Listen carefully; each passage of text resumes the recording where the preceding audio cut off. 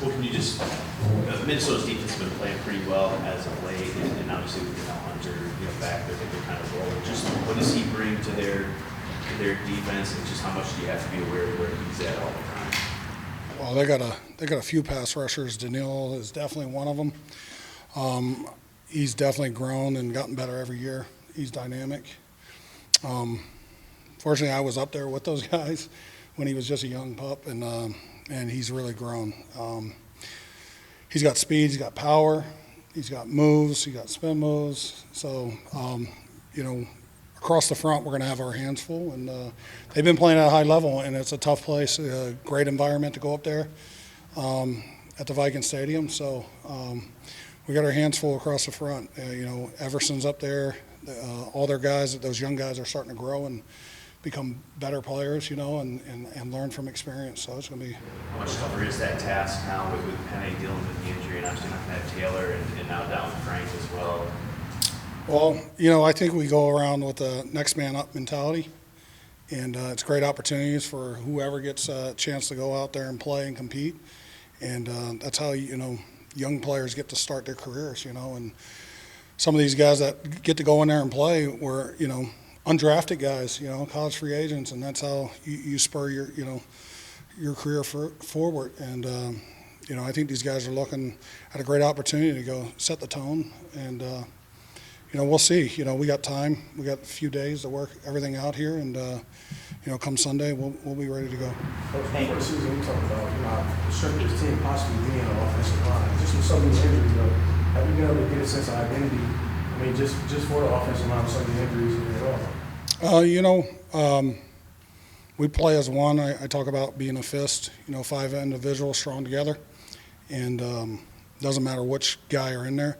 We try to win our individual battles and do it as one unit and play together. And that's how you do it as a lineman. I mean, you have your individual battles, but you got to play as one. And that's our mentality. And I think you guys saw it when Evan went in there. I mean, wheels didn't come off with him. He went in there and competed and played well. And so the next guy up mentality, you see it with Matt Nelson this year, and it's just whoever's next in line, just making sure those guys are ready to go. And it's a great opportunity.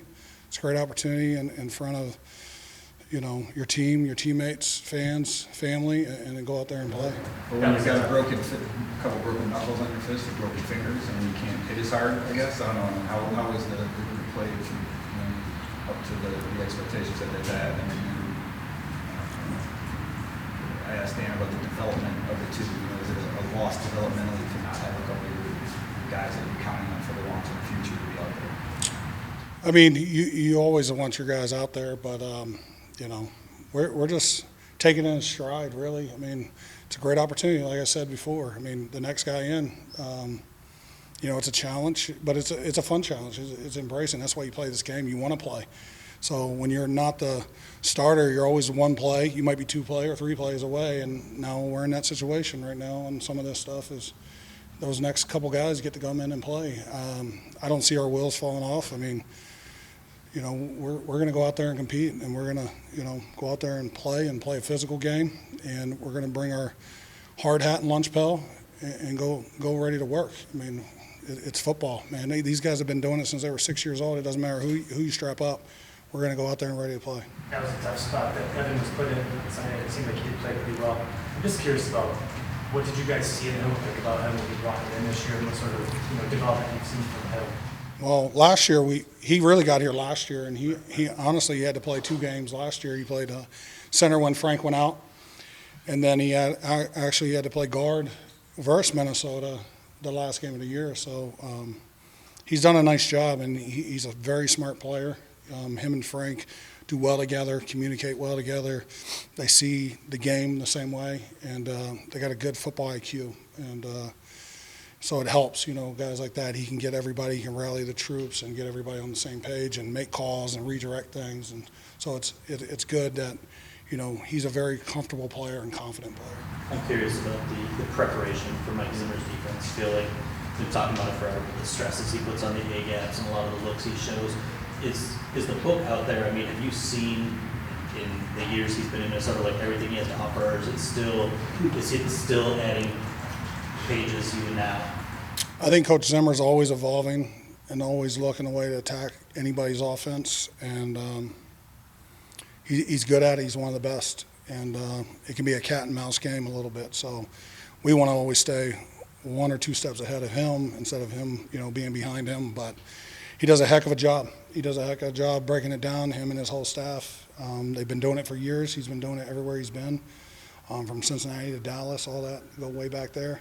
So it's a great challenge for us as an offensive line, a great challenge for our offense, and, looking forward to it on Sunday. How particularly difficult was that challenge when you've got a guy like Matt Nelson on the edge? He said, you came up to him after a play earlier in the season, and you were surprised he didn't know it, and then you're like, oh, maybe you've never seen that before. Like, there's still things some of these guys have never seen, having, his first NFL start, still limited on pro reps. I mean, how difficult is it to teach what might happen with Zimmer's defense in particular when you've got guys that maybe haven't seen some things before?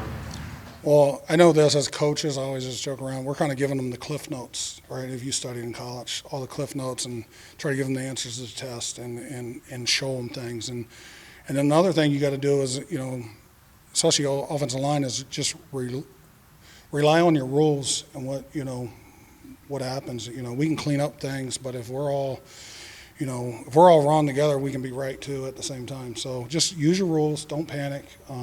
There's always something new. There's always a new wrinkle, and we can clean it up. But if we all are on the same page, along with Goff, our receivers, our backs, we'll be just fine. So there's always a new wrinkle every week. Every NFL defense is giving something new to try to attack you, and you just use your rules. Don't panic, and don't chase ghosts. Sounds like NA might be sort of a day-to-day situation here, but just in terms of that next man up, is it Will Holden, or do you know what the situation is there? With Panay, I know he's trying to get back as fast as he can. Everybody comes back different speeds with what he's got. We'll figure it out by the end. There's a few guys that are in mind to go play that position if he's out, and we'll see. That's why we got practice today. So, Hank, if it's high time, how much has he played tackle this summer, this fall, just to stay sharp with that? Well, you would like to say it's like riding a bike, right? Super Bowl champ left tackle too, right? So, he's a professional. If I ask him to go wherever, he'll do it. So, which is good.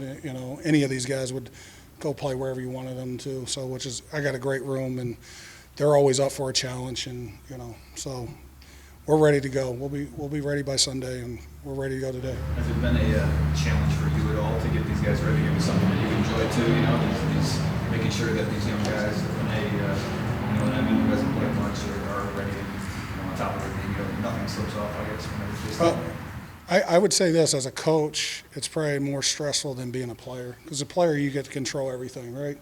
I can control how my body is reacting, what I see. As a coach, you're hoping you prepared them, right? You give them the cliff notes. But I would say this, as a young player, you're always growing. And even a vet, like a veteran, you talk to any good vet around here, you go to any vet, Tom Brady, any of those guys, you're always learning every day. There's something you might see a lot quicker than others, but you're always picking up something little, and you're just trying to give them, like I said, the cliff notes, let them go. And I think the young players that we have in our room have grown. Like you said, Matt Nelson 3 years ago was a D lineman, and right now he's playing at a high level, I think, for himself, and still only getting better. And there's things he's continuing to improve on. You got Panay, who's he's not even 21 yet, and he's still getting better every week, man. It's a new challenge every week for him when he has to go out there, and a new rusher, learn that guy's book, what he's about, the speed of the game, what's his new go-to move. Oh, they brought a second rusher in. What's his go-to move? So it's a good challenge for everybody. I love the fact, I know this, our effort, our attitude, it's unwavering. We're always going out there with it, and the one thing I don't want to ever see our line do is hang their hat or hang their head when they get beat. It's the next play mentality.